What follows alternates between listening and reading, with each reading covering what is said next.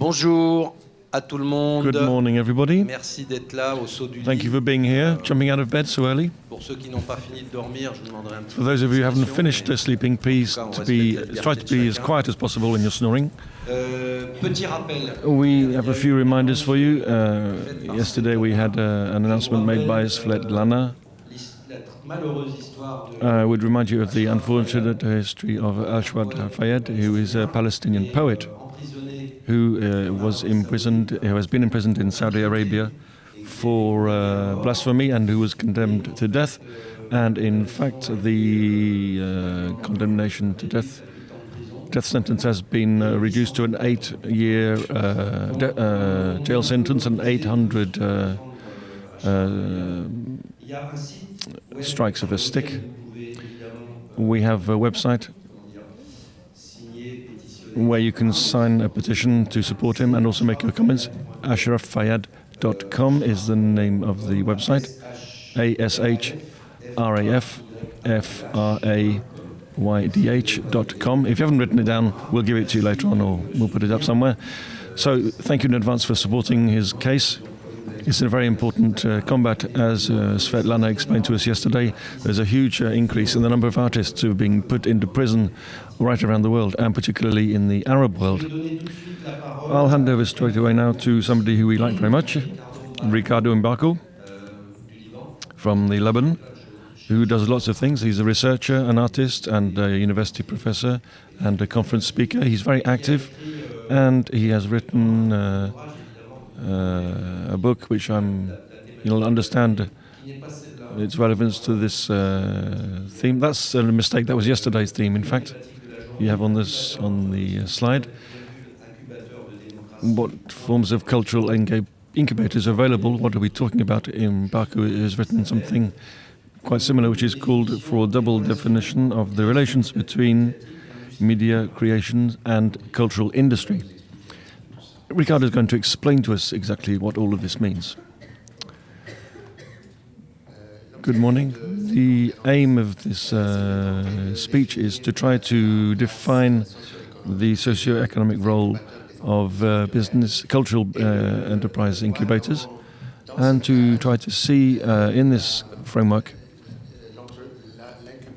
how incubation contributes to programming of creativity and how these challenges are organized. This will be the subject I'm going to talk to you about today, and it is also part of my research, which I'm doing at the Paris 13 University on this subject.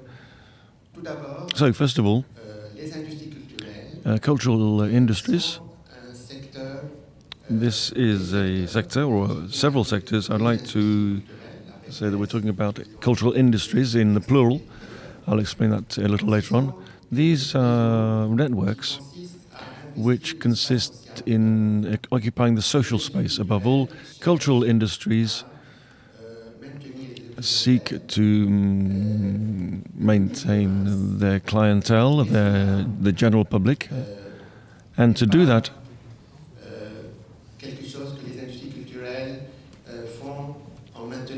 this is not something that they do by maintaining their creativity. You have their mass audience, and the cultural industries sometimes sacrifice the creative content in order to keep their audience, and this sometimes it means that they impose their content on the mass audience, and this has an impact on taste and aesthetic appreciation, and also on socio-economic norms. Fortunately, in the population, there are several agents and several people who resist this trend. So from that first observation, which is that we have cultural industries and their way of operating, we then move on to a second observation, which is that these people in the public space are resisting this trend. How do they do this? They call upon experimental strategies which are sometimes called countercultural, which are artistic. And then also in this second observation, with this attitude through creative artistic practices, We also have the social space, which is the foundation for the problem, because we know through a history of art that art has always sought to ask questions about the standards in its socio-cultural environment, and we could give many examples. Quite recently, from the Fluxus at the beginning of the century, we've seen artists who call into question the cultural industries, such as the radio and the written press and the television, with Nom Chepak, Will Fastel and John Cage, who called popular music into question. So the cultural industry have been called into question by these people.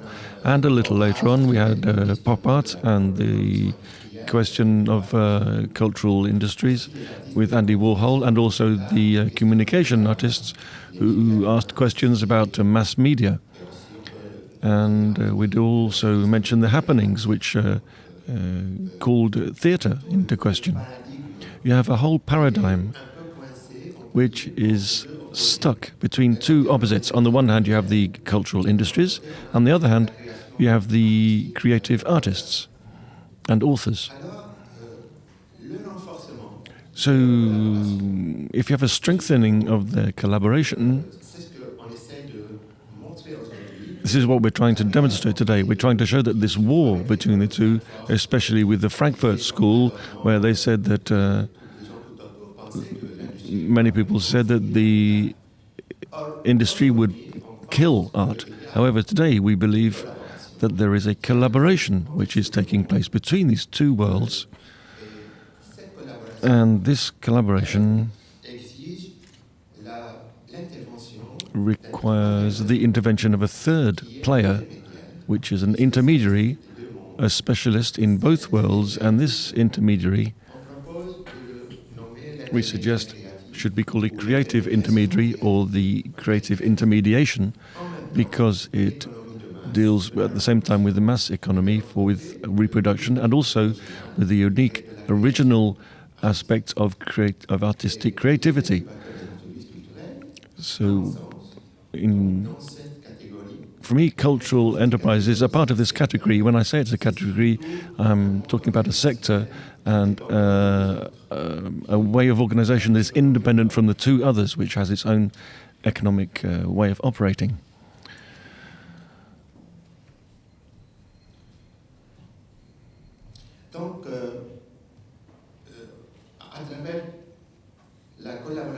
So through the collaboration of these two worlds, which has existed even before the intermediary player, which existed, we could start by describing this collaboration between the two worlds, between the cultural industries and the world of creativity and originality.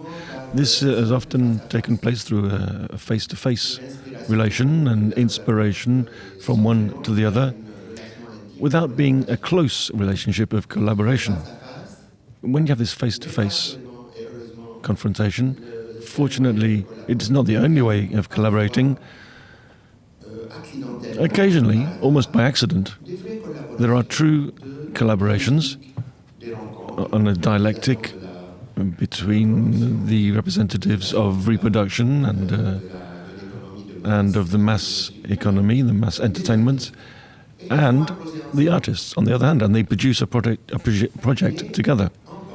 But we believe that these accidental collaborations, or if you like, or these attempts at collaboration, we believe that this is just an embryo which needs to be fertilized and made more dynamic.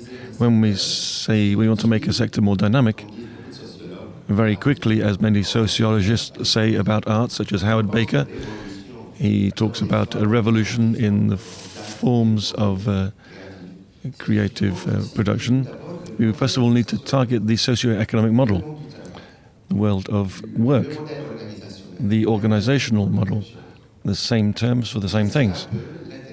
And that's where creative intermediation, or the cultural enterprise incubators, are positioned.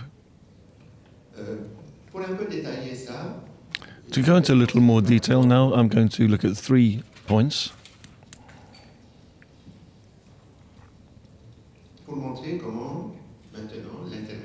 to show how intermediation, or the cultural enterprise incubators, defines the laws and orient demands, and also create constraints and limits. So there are three things. First of all, how the collaboration takes place. Then, how intermediation is put in place. That's the second thing, because collaboration will take place between two worlds, whereas then we have introduction of the intermediation through incubators. And then, in the third part, once this has been done and once this intimation has been put in place, we're going to talk about the impacts on the world of art in general and on creativity, the effects on the new audiences, the new types of training as well. So I'll start with the first point, which is collaboration, in other words, the relations between the representatives and the producers of cultural content with artists and creative authors who are not really looking for reproduction of their work. They're more interested in the unique, original aspect of their work. Works that are numbered and are in limited editions. So first of all, we need to ask the question, why should there be collaboration? Why should we have even a distant face-to-face relationship between the two? You might think, for example, of why should an artist be interested in working with a filmmaker or a writer or with a musician? Is it because they want to be famous, because the cultural industry is in contact with the mass audience and is involved in reproduction? But here we have doubts as well. If we look at an artist who is living in the world of their artistic production, they're going to feel a little bit insulted in a way to be working with a cultural industry. We might also think there's a question of the materials that are used. Some artists dream of working with filmmaking machines, with the resources of the printing industry. These are large machines and with a big budget. And here again, perhaps we might think that in order to earn a living, the artist might be interested in working with this kind of system. But it's not really the essential point. What we suggest is that collaboration, above all, is motivated by the fact that the cultural industry sees society as a single mass. And it is so through the definition of standards and norms and diktats, the media environment that the cultural industries create and impose. This is exactly what the artist will use as their raw material to position themselves and to develop their art. And that is where we can see a strong motivation for collaboration between the two. This collaboration takes place, first of all, through a face-to-face relationship. There are examples, for example, when a TV broadcasts an art video. Initially, there was no dialectic collaboration for making the product, but the television may be interested in filling their time slots with experimental artworks. That's a very simple example of a face-to-face relationship with cultural industry. The artist may intervene on TV by recycling archive images on the TV. There can be a kind of manufacturing of the product on both sides. But when this encounter takes place between these two players, they will say, then we want to do something together. Then there are different types of products which are reproducible. They can be reproduced, but they can also be classified as unique works. There is this encounter, this transformation, and between these two worlds. But there's still something missing. If the artist straight away finds themselves surrounded by the world of cultural industry, they're in a kind of no man's land, in a foreign land. They're not a specialist in these other sectors. And in the same way, the producer is not a specialist in the creative act. And so, in order to fertilize this relationship, we make use of specialists, and these specialists can be people or groups or institutions or organizations, and this is where we place cultural enterprise incubators. There is something else that needs to be developed, which is a socio-economic model that these intermediary players are going to use to develop the programming of creation between these two worlds. And we believe that there are several socio-economic models. First of all, one for the television, the model for flows and for editorial modes for the press, and storytelling for internet. There are several socio-economic models, but we believe that the cultural business incubator or the creative intermediary has to work to create tailor-made products, because they will ask the partners what do they do and what do they want to do together. What is their project? The intermediary shouldn't impose anything. They should ask the two parties what they want to do, and then there should be a search for resources and for implementation to make the creative process autonomous, with a whole implementation of the work process involve not only the artist or the frame maker in the case of a painter or the print works. The whole organization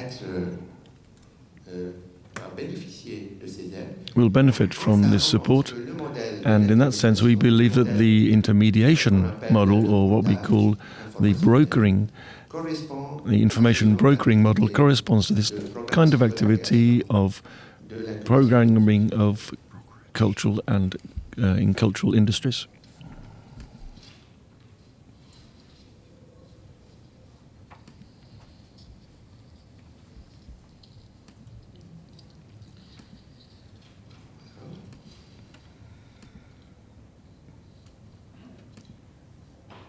Donc, avec l'observation qui nous mène à... So, from this observation, which leads us to look at figures in the field and the mechanisms for resistance, we believe there are new types of training that need to be organized. These aren't intuitive actions or tests that intermediation carries out. You have to have specialization. And often in history, we've defined a practitioner by the training that they've undergone. So we believe this is the case for intermediation. Above and also there's a question of teaching. How are we going to learn to be brokering agents in this sense? And also it relates to a new kind of audience. This new audience is not the art audience that goes to art galleries. It is not the normal audience for reproduction of cultural goods, but if we put them together in the manufacturing of the products, we will have a new kind of audience.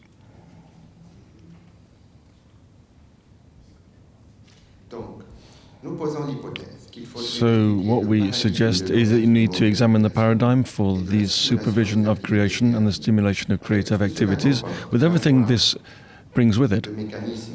This means you have to have fertile mechanisms and also constraints that are imposed in order to program this artistic creation. That was the second point. which I've just described, which is a transition from a face-to-face relationship to a dialectic relationship, and then from a dialectic relationship to a dynamic relationship over a period of time that is introduced with the intermediary. When I'm talking about the challenges that face the intermediary, they have several needs in order to be able to operate. The third point is what we now need to look at in order to see how this mechanism can be disseminated and have an impact on the model that already exists in the socio-economic world and also the model that exists in the world of art. First of all, we believe that at present the audience for creation tends to be less passive, especially with new technologies and participatory mechanisms in both worlds of cultural industry and creation. The audiences are starting to get used to participating. So this invitation to the audience to be less passive and to be less of a receptacle, but to be more active, is a very fortunate development. Because it is one of the criteria that enables collaboration to take place. Because the broker or the intermediary is in a way replacing the role of the producer who signs the contracts and does everything and sets up the teams and for making films, for example. The intermediary, so we see a shift of power from in the manufacturing of the creative and cultural objects. And sometimes this makes it necessary to look for funds directly from the audience. And often there are contacts made between the audience and the creative artists in a very direct way, with structures or sometimes with websites, which are all part of the intermediation, such as Kickstarter or other direct mechanisms for direct contact between the artist and their audience. And this leads us to think of democratization of the activity, because a lot of these audiences are not necessarily familiar with the content or the creative action. And this means that the sources that arrive are in a democratic paradigm with a double definition. First of all, the mass audience that participates, but also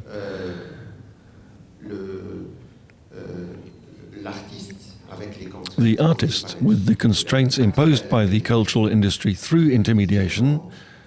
The artist has to take account of how in reproduction they can maintain their creativity and vice versa. The cultural industry has to take account of their creativity when they're reproducing the artwork. So this sector, this third sector of intermediation, there are experts who call it the creative industries. These creative industries are different from cultural industries because they highlight the role of creativity. It's still an industry because you have the reproductive element. With the audience and the transition from an elite audience to a mass audience, but who still have access to creativity, we have something which is more profound, because it is still technical to say we're going to organize training and that we're going to change the education systems, that we're going to create a new audience. Nevertheless, this remains fairly simple in methodological terms, but there's something more essential, which relates to the actual conception of what art is. The heritage from the 18th and 19th century is the romantic idea of art, with the artist as a star, and then the model of the cultural industry with the producer and the economic aspects. So often there's been two conceptions of art which have been in conflict. We've often seen progressist art which has rejected the standards of its time, which fights against the standards of its time, whether it's feminism all the examples I've given earlier with experimental art and social art and sociological. It's very often labeled as progressist art. On the other hand, we have conservative art, which adopts the standards of its time, which seeks to produce stereotypes and works according to the standards of the time, and often this is part of the cultural industry. So we believe that through creative intermediation, with this third world, which is the creative industries, we have more of a conception of a neutral idea of art, which doesn't really care about these two ideological conceptions inherited from the Industrial Revolution, and which is seeking to create a utopia which reconciles these two opposites. The cultural industry will feel that the product produced after intermediation is an industrialized object which corresponds to its activity, and they are happy. The artist will see in this same object a work of art. Andy Warhol did exactly this, but on a personal level. It was part of the dialectic relationship. It wasn't yet institutionalized.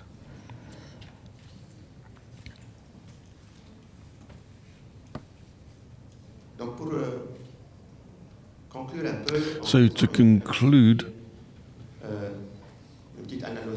and to make an analogy or a comparison with democracy and participation of creative industries,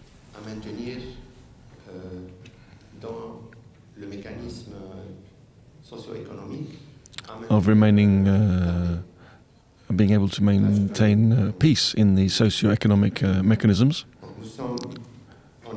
We are universal beings, but at the same time, each individual has a tendency to seek individuality. We are equivalent beings, but we want to stand out from each other as individuals who are unique. So, if the world is traditionally divided between two centers, one hand the fact of being equal to others, due to the fact that we are universal beings, equivalent to each other, and on the other hand, the idea of being individual and unique and completely different from each other. In order to create peace, this will be easier if we use models that put the emphasis on the collective aspect and creativity, as is the case in creative industries. We could create a mixture between in the creative world, between the universal letters and unique products in the sense of artworks corresponding to the individual, because there are a lot of artists that identify with their object. They say, I am my work. So if we can reconcile the products, we are indirectly reconciling two ideologies, individualism and globalization. So in fact we are making peace through intermediation and cultural business incubators as an example of that. So this is an example of a direct link with peace through cultural industries and the world that you are in the process of enriching. Thank you very much.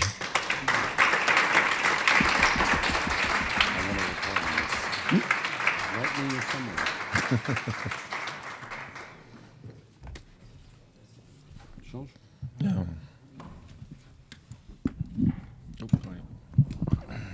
I need this. Thank you, Ricardo. And this link that you made with the notion of peace and raises questions. Obviously, it's something, this relationship to democracy is a relationship to peacefulness and mutual respect. but specifically in the Mediterranean region and in the Arab region and in Africa. And we've all noticed that the discourse of the artist and its duplication can become a war weapon. What we've seen in ex-Yugoslavia or Rwanda, we clearly saw the responsibility of the works and the artists as, let's say, accelerators of the conflict, people fostering war. And I hope that you talk about utopia. I think it's very interesting that cultural businesses, incubators, in a noble sense of the word, that they be in utopia and the fostering of peace, but it's not always automatic, and the recent history has proven the opposite. What can stop an artist from being bloody warrior? It's true the three paradigms are separated, should be distinguished. The first is the symbolic world of creation, which is the world of creativity. And the second is the economic world, and the third is the political scene. And I think that I've learned that the link between these three elements is not deterministic. If an artist does his best or her best to promote a good policy, doesn't mean politics will change, and the contrary is also true. If doesn't mean the economy is going to work well. So it's a relationship, cause to effect. There's an interrelationship. Each should be treated separately. Sometimes the artist that works towards peace and freedom is fought by the other political paradigm, and he's just put in jail. And sometimes politics work as economists, politicians. And you have something in what we call as academics the political economy of creation or creativity. So these are a mix of the three paradigms. And here there's a cause to effect relationship. We can't really determine that peace generates creation, unfortunately, and the contrary is true. And the opposite is true. The war can be a factor of creativity. Peace fosters the three. I mean, peace can be utopia, but the other, at the political end, well, it's up to the politicians to set the rules, vote laws that form a barrier against war. So here again, we're covering another concept that we might discuss today, which is very important, that is the interpretation of cultural diplomacy, or in our countries, and notably in the south of Europe, North Africa, Middle East. We often see artists or works of art which are instrumentalized by imperialism for war and dictatorships. So I'm not sure that the cultural enterprise incubators are a guarantee or warranty against that. They can be, but does it mean that when you develop a cultural incubator, of course, many here in this room are concerned with this, should we place barriers or set principles to say, be careful, this work, this intermediation or incubator work should not work towards anti-social or anti-peace objectives. So the first thing we could do, I think, there are a few things we could do. First of all, mobility in incubators, like yourselves, for example. When you study the territories of the countries where you have actions, I think you will be directly able to appraise the local stakes and how they work. And these challenges, these stakes are often hidden away by the people who seek subsidies or aid. by self-censorship, for example. So mobility is an important point. The second, there's the watch, like the technical watcher. So the people who are looking for help or support, and people who are project bearers, they work more on politics than on symbolism and creativity, but sometimes they're more in creativity, so it depends, and hence peace. So observe the past as if you wanted to work with someone on any task to be sure of the results you will get. So sometimes you say in your portfolio. And so studying your past, knowing your past is very important. And then the third point would be to keep us a watch, to avoid the traps.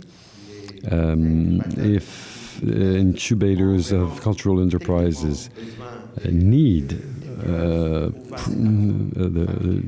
proof of where the money is how the money is spent, proof like photos, or what have you.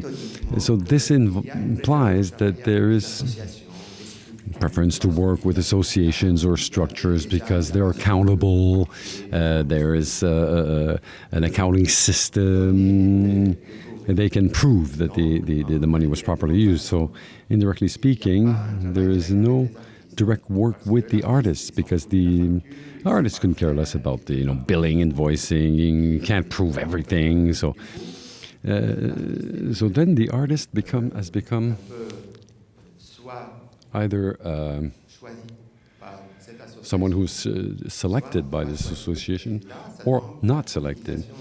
And here you end up with the politicization of art because these associations are often grouped at the basis. There are people normally who share the same political visions, and so in Lebanon it's an example. And so to avoid through incubation, so not work with associations, okay, fine, but make sure that you check that there is no political, let's say, agreement that exists. Some artists, good artists, are marginalized because they don't share the political views. Important subject here. Important topic here. We have a lot of examples to that effect. So last question before I hand over the floor to the audience for questions for the Q&A. I must say that I'm very happy to hear in your presentation about the unique production and duplication. I think, or reproduction, is a problem with in the cultural industry. Some of us are involved in music, and I see that the fracture that exists between a unique production on the one hand, which has its challenges, its type of financing and objectives, and on the other side, the industrial reproduction, duplication, no value judgments, but which have their own momentum, their own specialists, their own financial resources and things. So as far as the cultural policy, it's very difficult to say, okay, we will deliberately, with public money, support music. Because, then you're faced with different problems. So I'm very much interested in what you said because I think it's the foundation, the basis of the public policy renewal, which is essential here and in your country, because we're using a model that's inherited from the Industrial Revolution at the beginning of the last century. And this makes me think of the Ministry of Culture that imposes on art schools to set up a list of what what will the student work on after, how we will satisfy the work market.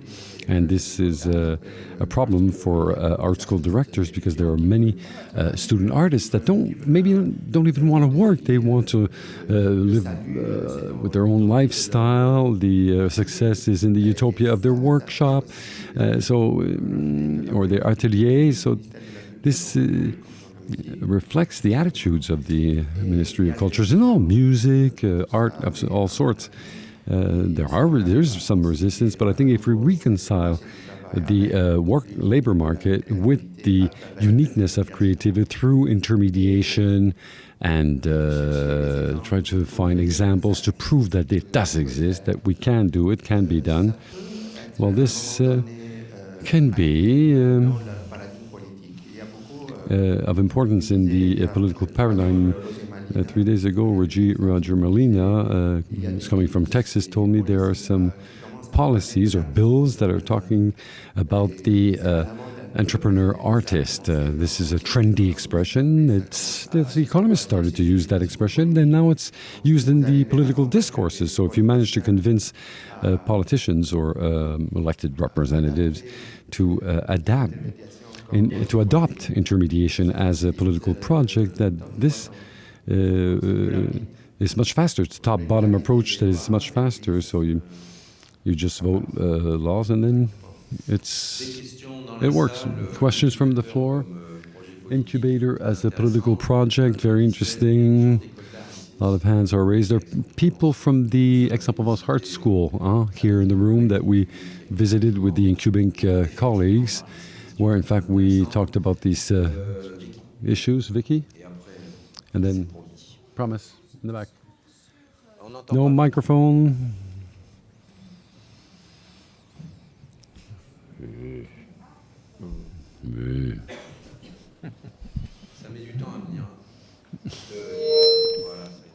Mr. Larson, how are you? Long time no see.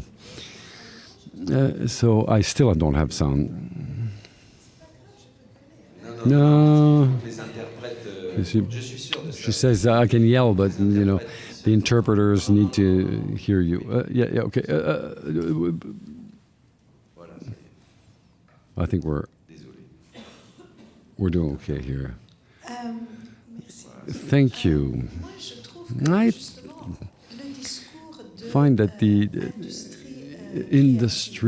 creative industry discourse and the fact that we call artists creators or creatives in French is disturbing for me, because I think it's a compromise that the artistic world must do with a view to the economic political world. Because the moment you talk about an artist, you're talking about someone who's difficult to manage, okay, we all agree, but is quite autonomous. And the minute you talk about a creative person, you talk about rules, you talk about schemes to which, or programs to which the artist has to adhere, and it's all categorized, and that's very risky, I feel.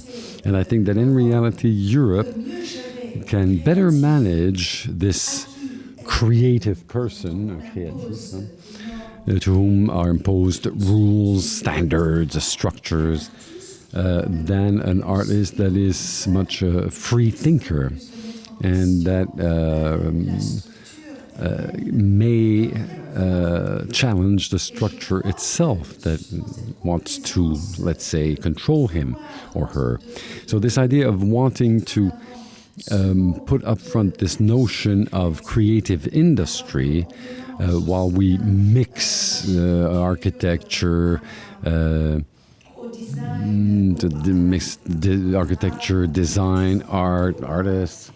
So all this is mixed together. But I think that if we don't set barriers to define what is not a creative but remains an artist, but it is not an industry but remains a personal, unique product, I think that we are walking on risky grounds here.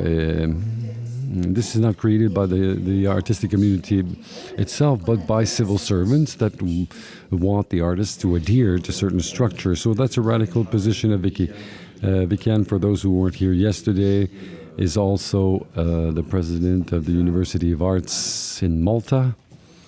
And Hoshi is very much aware of the topic. So in the back, no. The art school after, no.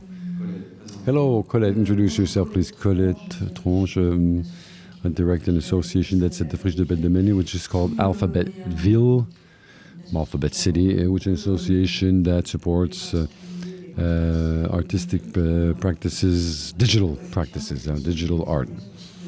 and we also work on theory, new models. Also a member of the board of A.M.I. and of Marseille Industrialist. This is what I'd like to talk about now. I fully agree with what was just said, and I think it's through the digital creation, it's one of the areas where we have to give it a lot of thought to the last comments that were made. Creative industry, for me, is a transposition or a direct translation of creative industries. Well, it's the same, she said it in French, but we're not talking about artistic industries. Ars industrialist means industrial art. And industrial art is not new. You know, it was born in the 1920s. It was, the Bauhaus, for example, was banned by the Nazis. And if we talk about, War and Peace, very important. And there's something also quite new, to go back on digital creation, is the advent of free software, as opposed to the proprietary software. And so this forces us to rethink the notion of industry. The industry and the market, which is that of the proprietary industry. And there's another aspect that is the free software that is broadly used by artists and proposes another form of economy. It's another business model, another form of sharing and circulation of works. Which is also, for me, a good source of democracy. And this economy of free software is difficult to model. I also take part in some think tank activities. I went to the Center Pompidou with the Prodis, which is a music syndicate. I also take part in initiatives at the other side of the planet in Indonesia, which is also trying to bring out or take up to the politics what's happening in Asia with people who came from Nepal who do things with university, but it's locked up in university. So I think that something to rethink as far as the tools and the production modes related to these tools and the circulation of works. But in terms of economy and incubators, and that's where I think the incubators have a very strong role to play, working with the artists that are not necessarily quote-unquote creatives, but creators. So the difference between creatives and creators, this is very tricky in terms of semantics. So, because I'm teamed, I'm at the Aix-en-Provence Art School. I don't really agree on this radical opposition between creatives and creators. I work with the young creation that get my diploma in an art school. And for the young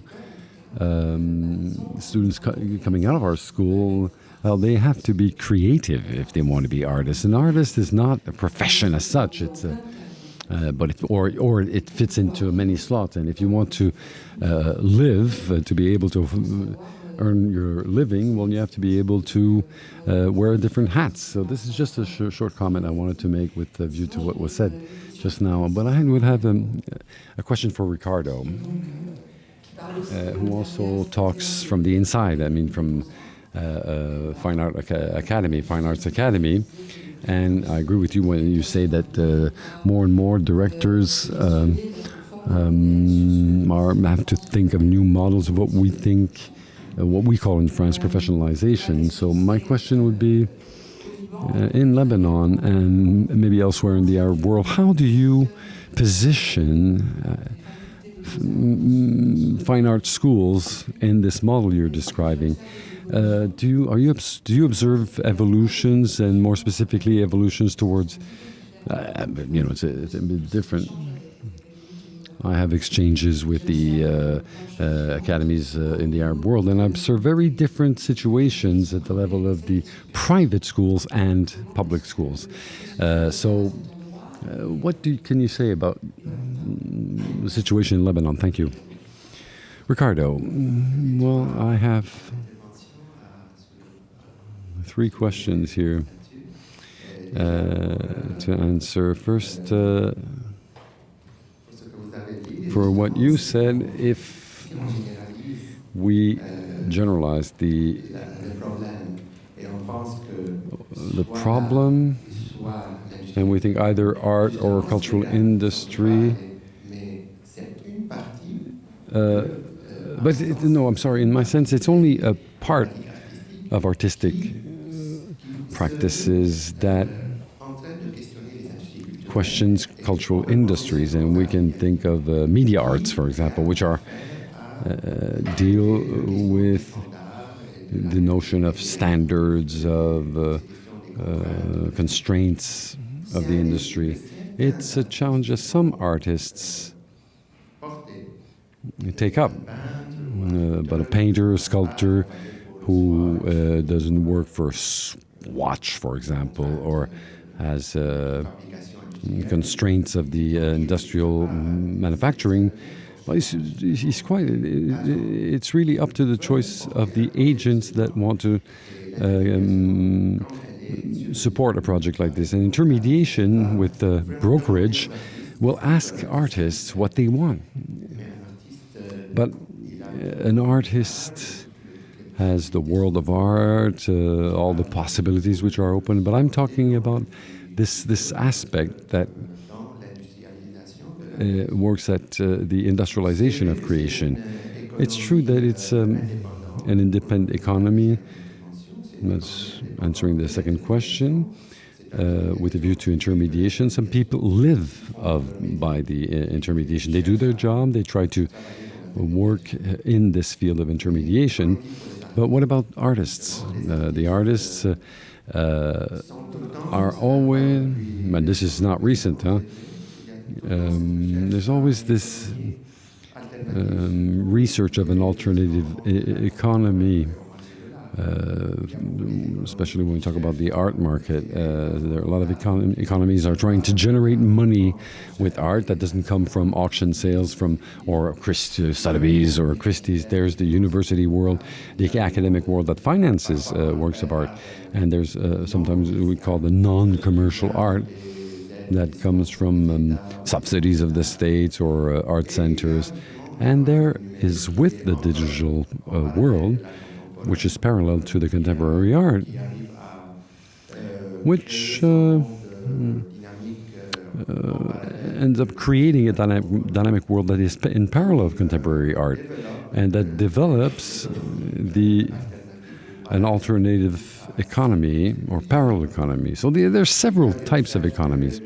So there are searchers of in alternative economies to see what we can do without the industry, without the contemporary art market, in full independence.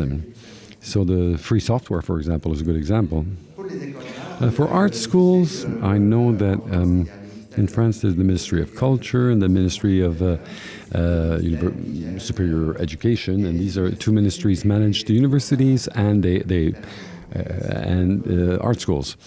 And so it's an old war between those two ministries. Sometimes a student who wants to go from art schools, even if he has a diploma, he's accepted in second year in university, and the opposite is also true. Someone with a master's degree at the universities will end up in first year or second year. There's no equivalence between the two systems. In Lebanon, these two institutions are mixed in the universities, i.e. the art schools depend of the university, which depends of the Ministry of Superior Education and not the Ministry of Culture. And so, politically speaking, there's no issue, because it's the same ministry that manages, on the one hand, the art schools and universities. So no problem as far as the cultural policy is concerned. But practically speaking, a student that studies art, that will have his diploma, that will graduate, will he satisfy the market of creation? Will he or she have a future? I think there are three aspects here. First of all, the student will probably do something hybrid. Maybe you have to do 2 or 3 different activities to earn a living and teach, high schools, universities eventually. At the same time, he will or she will do her own creation, try to sell their the artwork in galleries or what have you. And at the same time, the person will probably have to work in the peripheral sectors, parallel sectors, to art and cultural industry. For example, to earn a living, a person may have to do drawings in books or illustrate books or do eventually some film editing for documentaries, work in TV, work in the television. So,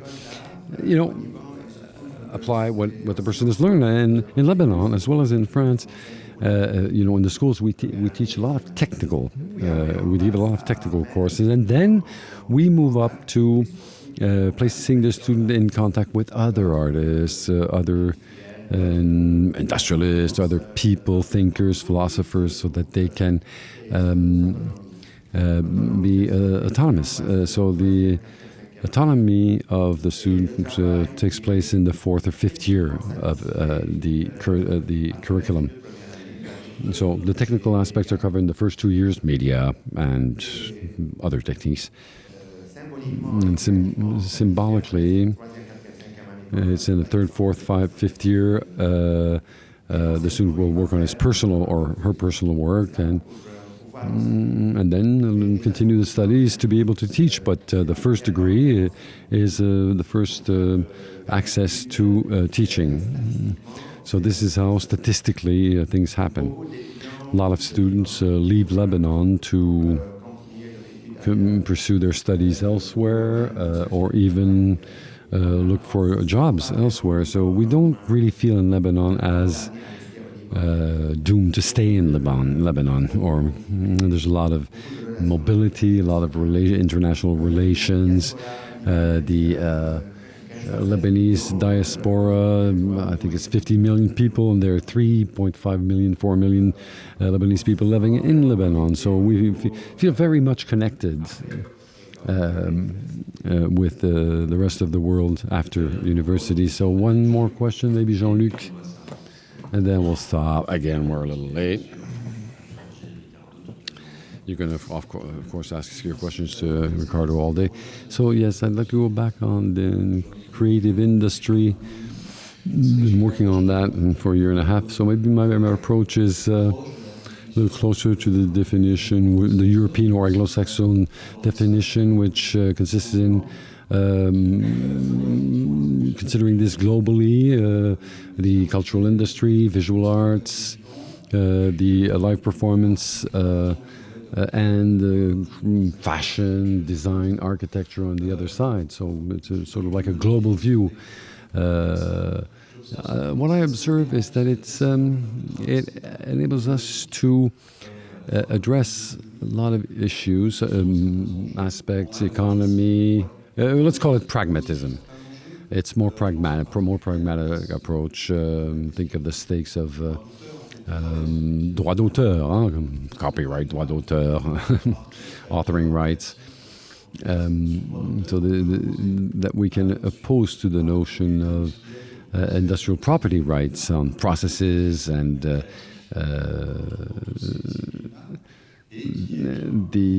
creative act. With the digital possibilities, the internet, how this act or this production is paid for. So in English, it's copyright. Well, not really. Copyright is different. Authoring rights, copyright, there's a big debate on that. And no, we're not talking about copyright with the creative industry, because your right to copy everything, and the right to copy is industrialization, okay?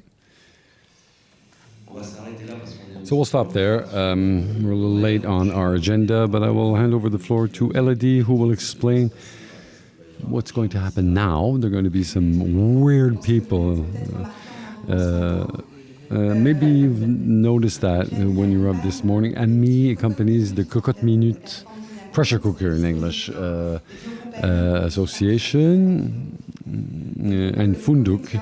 And so the comedians of the company will be like in a happening. They will be among us and throughout the morning. So just so you know, it's so there are no crazy people with us here. These are artists that question us in their way until midday. So don't worry, they won't put their fingers in your coffee, but they can have an impact anyway. So coffee break, and we'll continue with.